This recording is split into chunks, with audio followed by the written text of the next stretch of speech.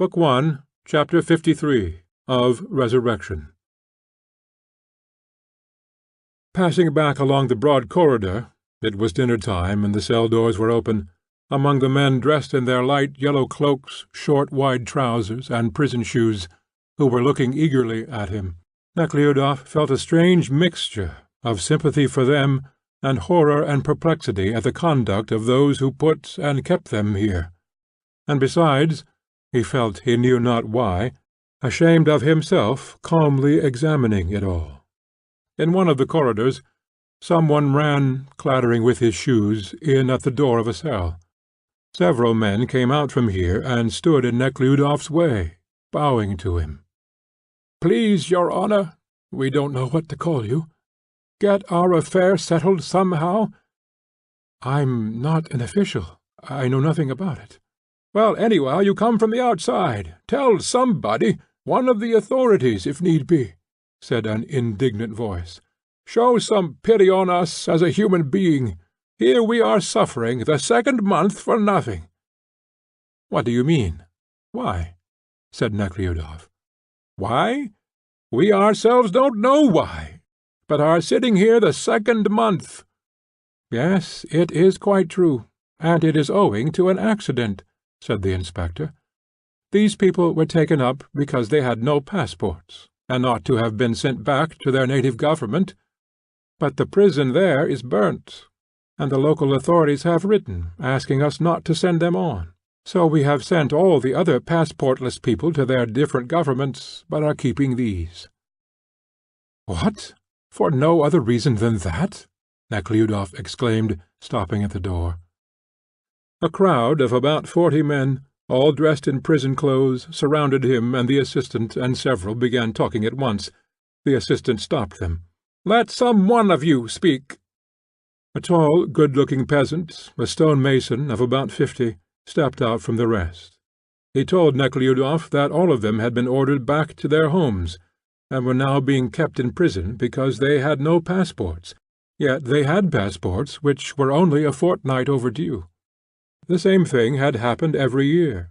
They had many times omitted to renew their passports till they were overdue, and nobody ever said anything. But this year they had been taken up, and were being kept in prison the second month, as if they were criminals. "We are all masons, and belong to the same artel. We are told that the prison in our government is burnt, but this is not our fault. Do help us." Nekhludoff listened, but hardly understood what the good-looking old man was saying, because his attention was riveted to a large, dark-grey, many-legged louse that was creeping along the good-looking man's cheek. "How's that? Is it possible for such a reason?" Nekhludoff said, turning to the assistant.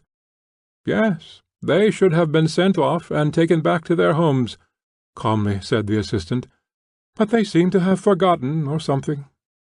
Before the assistant had finished, a small, nervous man, also in prison dress, came out of the crowd, and, strangely contorting his mouth, began to say that they were being ill-used for nothing.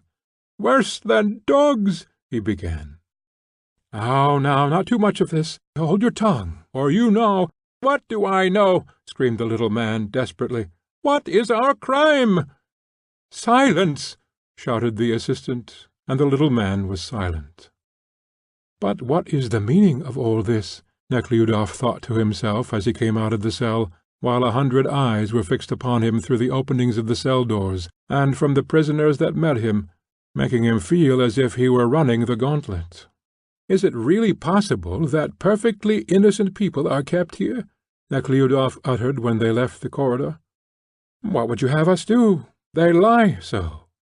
"To hear them talk, they are all of them innocent," said the inspector's assistant, "but it does happen that some are really imprisoned for nothing." "Well, these have done nothing." "Yes, we must admit it. Still, the people are fearfully spoilt. There are such types, desperate fellows, with whom one has to look sharp. Today, 2 of that sort had to be punished." "Punished? How?" "Flogged with the birch rod, by order." "But corporal punishment is abolished." "Not for such as are deprived of their rights. They are still liable to it." Nekhludoff thought of what he had seen the day before while waiting in the hall, and now understood that the punishment was then being inflicted, and the mixed feeling of curiosity, depression, perplexity, and moral issues that grew into physical sickness took hold of him more strongly than ever before. Without listening to the inspector's assistant, or looking round, he hurriedly left the corridor and went to the office. The inspector was in the office, occupied with other business, and had forgotten to send for Doukhova. He only remembered his promise to have her called when Nekhludoff entered the office. "Sit down, please. I'll send for her at once," said the inspector. End of Book 1, Chapter 53.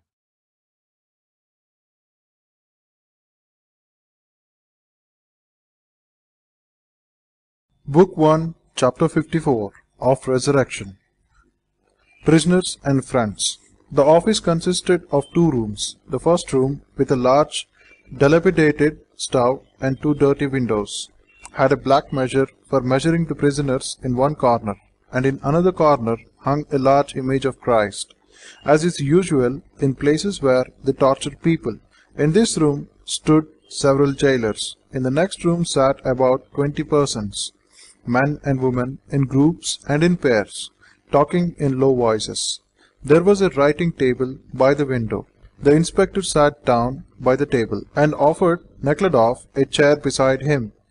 Nekhludoff sat down and looked at the people in the room. The first who drew his attention was a young man with a pleased face, dressed in a short jacket, standing in front of a middle-aged woman with dark eyebrows, and he was eagerly telling her something and gesticulating with his hands. Beside them sat an old man with blue spectacles, holding the hand of a young woman in prisoner's clothes, who was telling him something. A schoolboy, with a fixed, frightened look on his face, was gazing at the old man.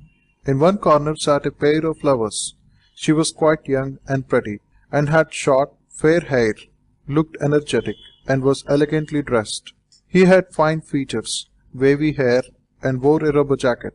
They sat in their corner and seemed stupefied with love.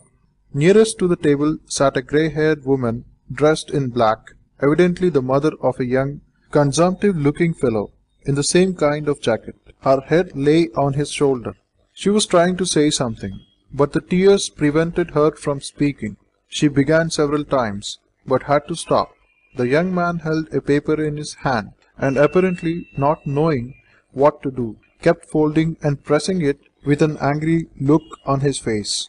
Beside them was a short-haired, stout, rosy girl with very prominent eyes, dressed in a grey dress and a cape. She sat beside the weeping mother, tenderly stroking her. Everything about this girl was beautiful. Her large white hands, her short wavy hair, her firm nose and lips, but the chief charm of her face lay in her kind, truthful hazel eyes. The beautiful eyes turned away from the mother for a moment when Nekhludoff came in and met his look, but she turned back at once and said something to the mother. Not far from the lovers a dark, dishevelled man with a gloomy face sat angrily talking to a beardless visitor, who looked as if he belonged to the Skoptsi sect. At the very door stood a young man in a rubber jacket, who seemed more concerned about the imprisoned he produced on the onlooker than about what he was saying. Nekhludoff, sitting by the inspector's side, looked round with strained curiosity. A little boy with closely cropped hair came up to him and addressed him in a tiny little voice. "And whom are you waiting for?" Nekhludoff was surprised at the question, but looking at the boy and seeing the serious little face with its bright, attentive eyes fixed on him, answered him seriously that he was waiting for a woman of his acquaintance. "Is she then your sister?"